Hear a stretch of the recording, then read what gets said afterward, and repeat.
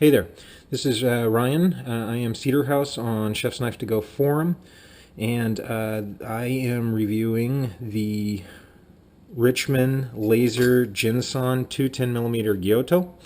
The knife is on loan to me. It's part of a pass around that's going on right now on the forum, and the knife belongs to Carol, another forum member, and this knife, since it arrived on the site on Chef's Knives to Go, has really fascinated me. Monosteel knives are pretty rare to begin with. Monosteel Ginsan, I had never seen one before. And when these knives were first introduced, I was not real familiar with Ginsan, but at this point I've owned several knives in Ginsan steel, and it's become my favorite stainless steel. And so when it was offered up on Pass Around, it was really hard for me to resist. I kind of didn't want to because the knife was being closed out, and so anything I learned from it, it's not like I'm going to be able to pay that forward. My curiosity overwhelmed me, and so when it was shipped to me and I opened the box, I was actually really quite excited.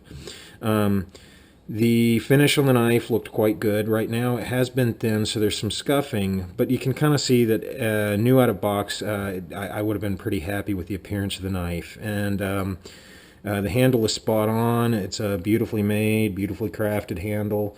Once it was in hand, I was pretty excited to get it on the board.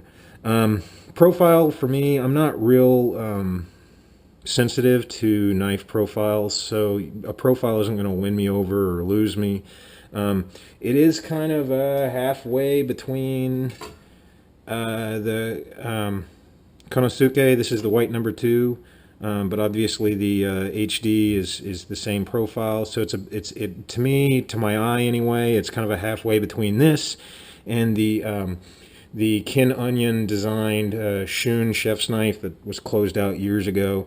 Kind of looks like a half breed between these two, and so like I said, that didn't really motivate me one way or the other. Just trying to give it a bit of a description, and So the day I got it, I was just getting ready to prep dinner, so I put it immediately to work, and true story, turned to my wife and I said, "Damn it, I hate it when this happens." You see, when I participate in a forum, or rather a pass around, I really do appreciate the opportunity to try out these knives. And I just feel like such a tremendous tool when I don't like a knife. And this knife is not working for me. And the reason is because this is not the scion of a Konosuke and the Kin Onion. This is the product of a menage a trois between those two knives and a flexible boning knife. This knife is bendy. So much so that almost immediately the first thing I put this through was an onion. And as it traveled down in the vertical cuts through the onion, it would catch each successive layer and kind of peel off to the side. It wanted to kind of ride the contours of each successive layer down, and I'd get kind of a shearing motion through the cut. Steering was quite difficult on anything that was kind of curvy or had kind of a layered kind of structure. I did not find it an easy knife to control. The bendiness also kind of gives it a bit of a cheap feeling because, like I said, the knife I associate it with is trying to work with a flexible boning knife. And of course, most of those are going to be like a $9.95 knife at a sporting goods store. So the association didn't really work very well for me, and that's a bummer because aesthetically I wanted to like the knife. The steel has held up pretty well. I've got a couple big meal preps on it, and in most places I can still get it to push cut paper. It'll smoothly draw cut through paper, slice through paper, not a problem. And so edge retention's been good. Feels a little funny to me on the stones. It doesn't. I don't get great feedback that's telling me I'm putting a good edge on it. But when I test the edge on stuff, it performs quite well. A side note, and I'm going to use my strop here just as an example. But because of the flexibility of the knife, Usually, I am not dexterous enough to kind of move fingers along a blade edge during the course of a stroke.